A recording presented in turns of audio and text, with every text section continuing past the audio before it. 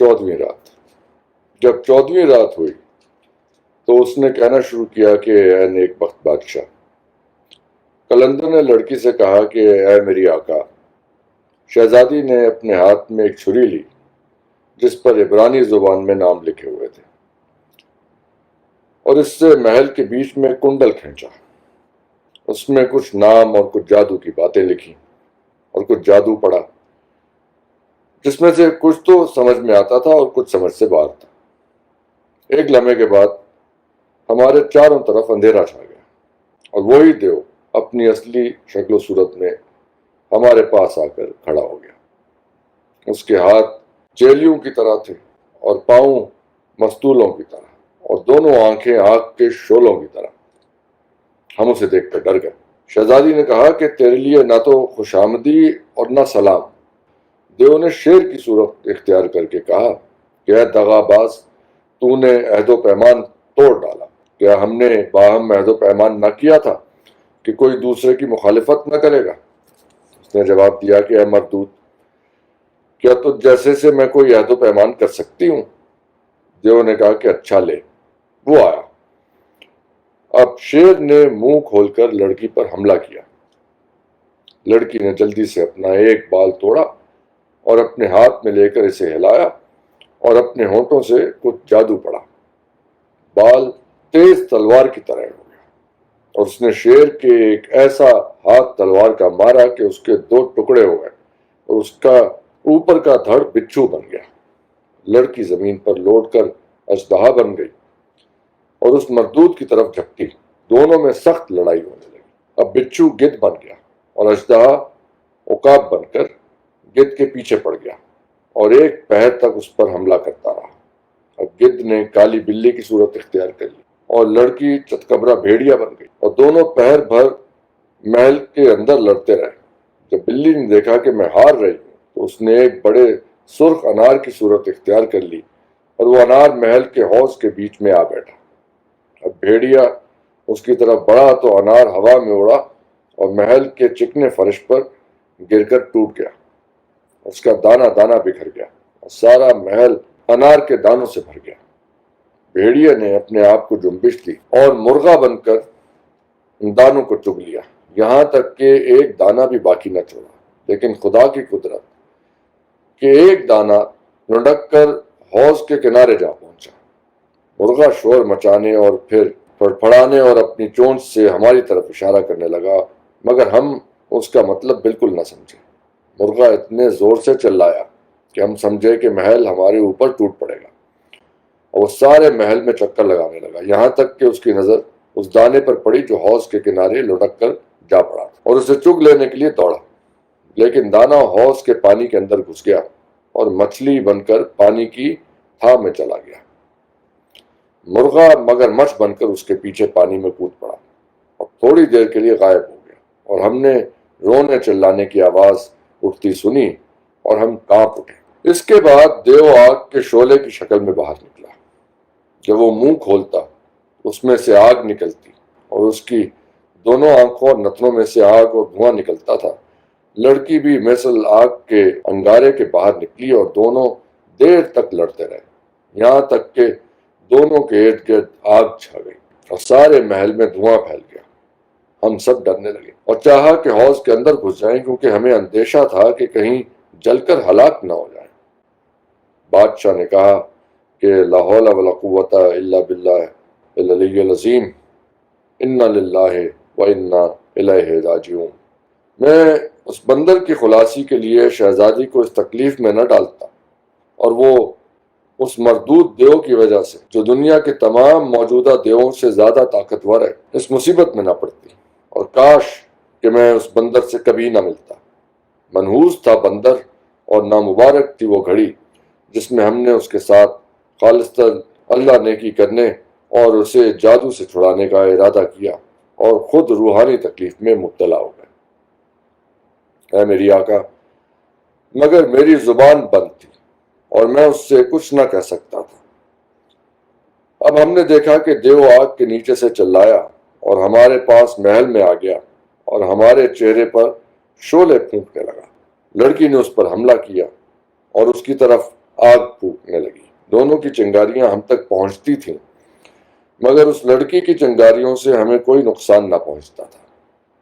برخلاف اس کے، دیو کی چنگاریوں میں سے ایک چنگاری میری آنکھ میں لگی اور وہ پھوٹ گئی، اور میں ابھی تک بندر کی شکل میں تھا۔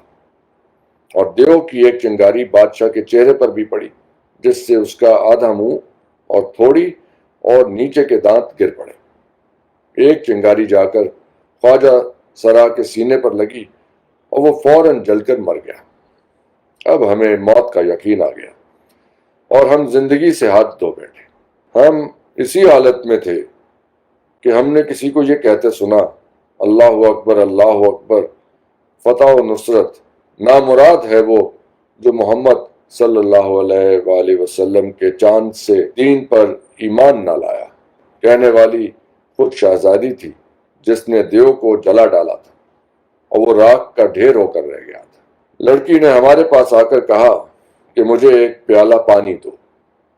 لوگ پیالہ لائے اور اس نے اس پر کچھ پڑھا جو ہماری سمجھ میں نہ آیا، اور مجھ پر پانی چھڑک کر کہنے لگی کہ میں تجھے خدا اور اسم اعظم کا واسطہ دیتی ہوں کہ اپنی اصلی شکل میں آ جا۔ اب میں نے اپنے آپ کو جنبش دی اور میں پہلے کی طرح انسان ہو گیا، لیکن میری آنکھ جا چکی تھی۔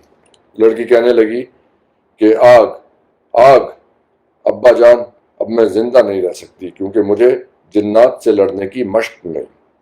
اگر وہ انسان ہوتا تو میں اسے کب کا قتل کر چکی ہوتی۔ جب تک انار نہ پھٹا تھا اور میں نے اس کے دانے نہ چگے تھے، اس وقت تک میں بالکل تھکی نہ تھی، لیکن جس دانے میں دیو کی جان تھی اس کو میں بھول گئی۔ اگر اس کو بھی میں چگ گئی ہوتی تو وہ فوراً مر جاتا، لیکن قضاء و قدر کی کسے خبر تھی، اس لیے وہ مجھ پر ٹوٹ پڑا اور ہم دونوں میں زمین کے نیچے اور ہوا اور پانی میں سخت جنگ ہوئی۔ جب کبھی میں اس کے اوپر ایک دروازہ کھولتی تو وہ میرے اوپر دوسرا دروازہ کھول دیتا، یہاں تک کہ اس نے میرے اوپر آگ کا دروازہ کھول دیا۔ بہت کم ایسا ہوتا ہے کہ جس پر آگ کا دروازہ کھولا جائے وہ اس سے بچ جائے۔ محض قسمت نے اس کے مقابلے میں میری مدد کی اور میں نے اسے پہلے جلا دیا۔ میں اسے اسلام لانے کی دعوت دیتی جاتی۔ اب مجھ کو بھی مردہ سمجھو، میں تم لوگوں کو خدا کے سپرد کرتی ہوں۔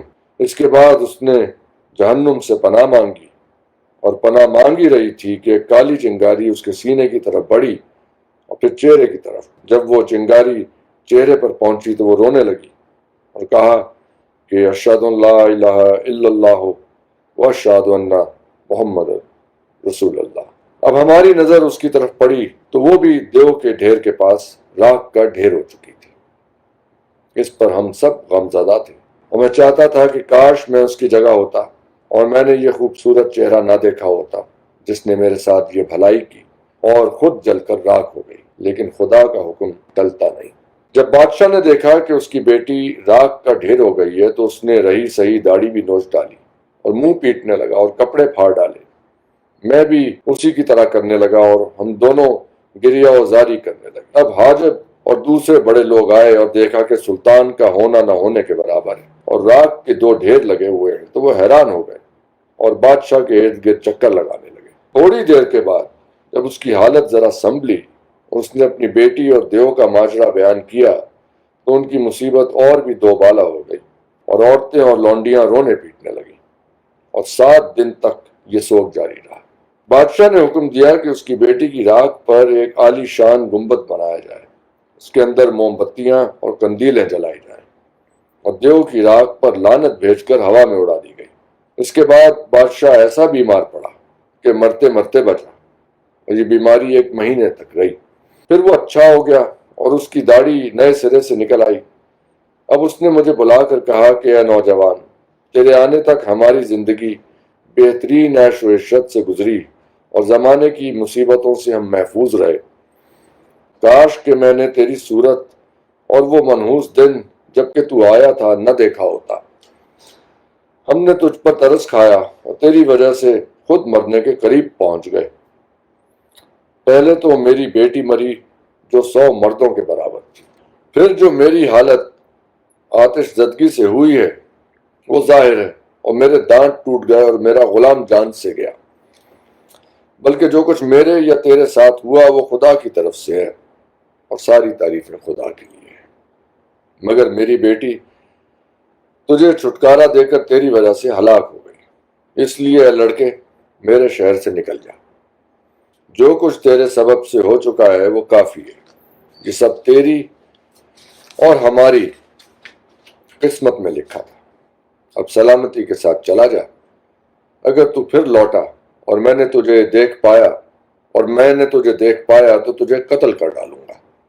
یہ کہہ کر اس نے مجھے ڈانٹا اور اے مالکہ میں اس کے پاس سے چلتا بنا، لیکن مجھے اپنے بچ جانے کا یقین نہ آتا تھا اور میری سمجھ میں نہ آتا تھا کہ کہاں جاؤں۔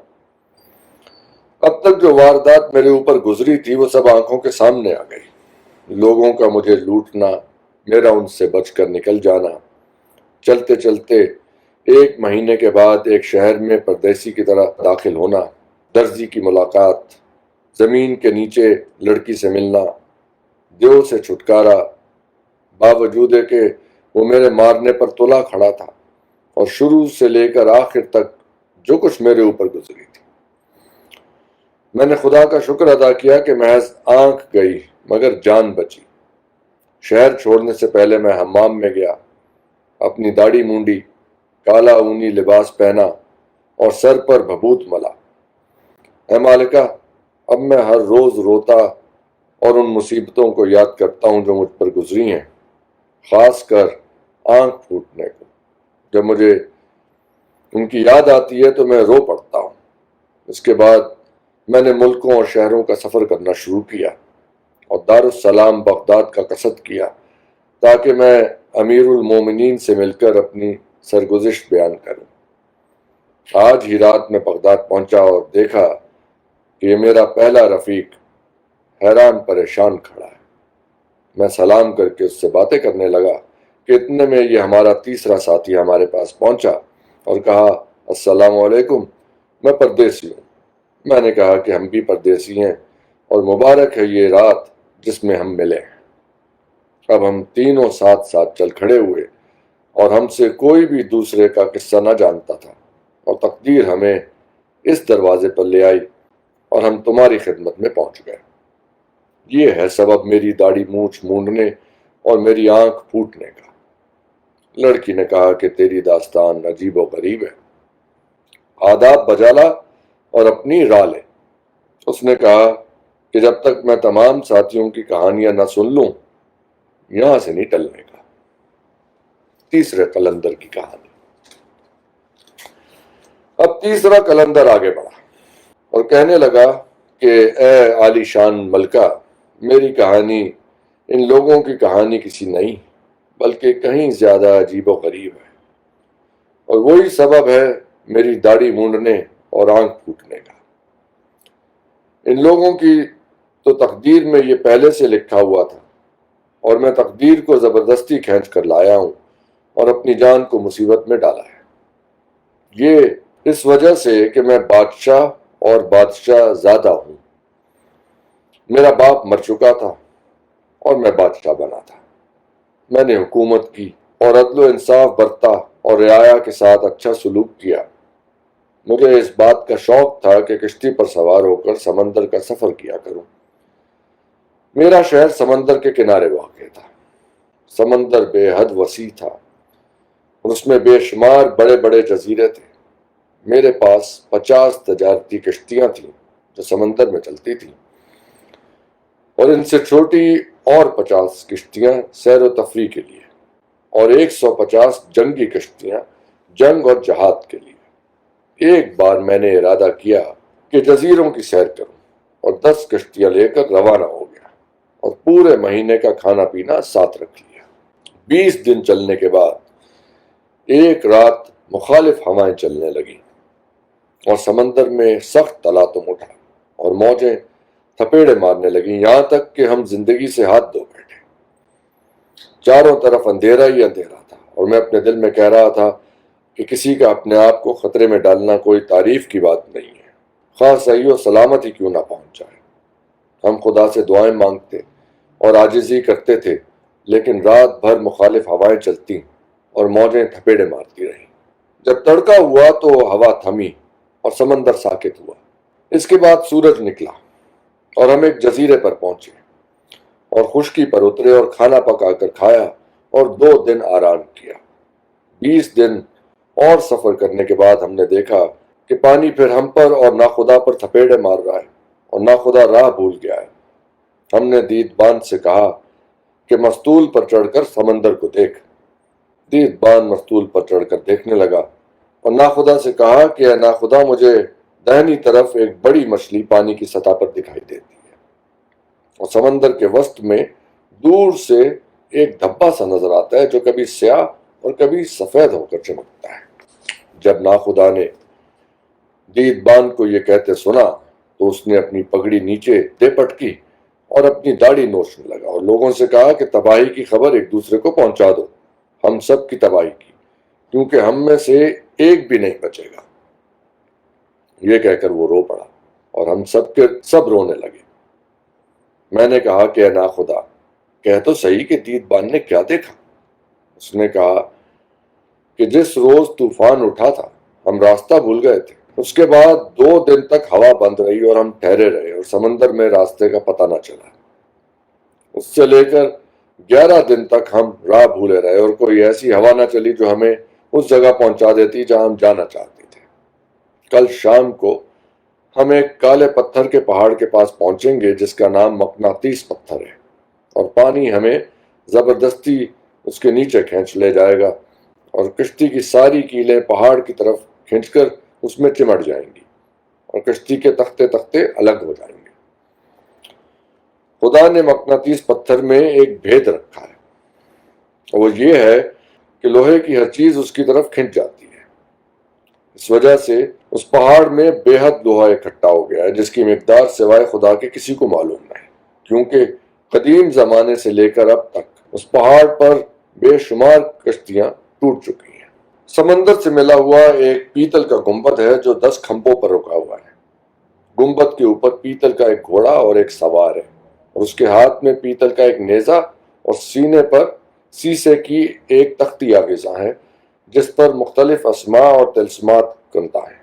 اس کے بعد اس نے مجھ سے کہا کہ بادشاہ سلامت، لوگوں کی تباہی کی وجہ یہی سوار ہے، جب تک یہ سوار اس گھوڑے پر سے گر نہ جائے نجات کی کوئی صورت نہیں۔ اے مالکہ، یہ کہہ کر وہ زاروں قطار رونے لگا اور ہمیں اپنی موت کا بالکل یقین آ گیا۔ ہم میں سے ہر شخص اپنے اپنے رفیق سے رخصت ہوا اور آخری وصیت کی، اس خیال سے کہ شاید وہ بچ جائے۔ اس رات ہم میں سے کسی کو نیند نہ آئی۔ صبح ہوتے ہی ہم اس پہاڑ کے قریب پہنچ گئے اور پانی ہمیں زبردستی کھینچ کر اس کے پاس لے گیا۔ جب کشتیاں اس کے نیچے پہنچتی تھیں تو تختے الگ الگ ہو جاتے تھے اور کیلیں اور باقی لوہے کی چیزیں نکل کر مقناطیس پر چلی جاتی اور جالی کی شکل میں اس پر چمٹ جاتی۔ شام کے قریب ہم اس کے ارد گرد چکر لگانے لگے۔ بعض ہم میں سے ڈوب گئے اور بعض بچ گئے۔ جو بچے بھی وہ ایک دوسرے کو پہچانتے نہ تھے، کیونکہ موجوں اور طوفان کے تھپیڑوں کی وجہ سے سب کے سب حواس باختہ ہو گئے تھے۔ مگر اے مالکہ، خدا نے مجھے بچا لیا، کیونکہ وہ چاہتا تھا کہ مجھے ابھی اور زیادہ تکلیف اور مصیبت میں گرفتار کرے۔ میں ایک تختے پر چڑھ گیا اور ہوا اسے مار کر پہاڑ کے پاس لے گئی۔ وہاں مجھے ایک پگڈنڈی زینے کی طرح اوپر کی طرف جاتی دکھائی دی جو پہاڑ میں کھدی ہوئی تھی۔ میں نے خدا کا نام لیا۔ اب شہرزاد کو صبح ہوتی دکھائی دی اور اس نے وہ کہانی بند کر دی جس کی اسے اجازت